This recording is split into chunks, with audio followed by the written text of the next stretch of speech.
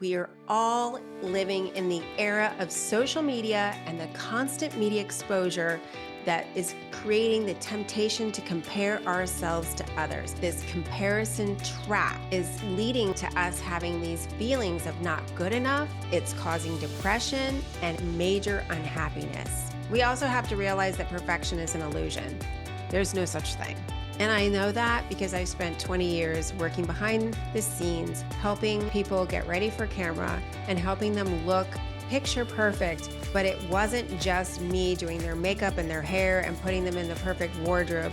It was about camera shading and lighting. And now we have all these filters and we have all these things that can touch us up, and what we see is not a reality. Now, it's not just social media. We're talking about television, film, movies, magazines.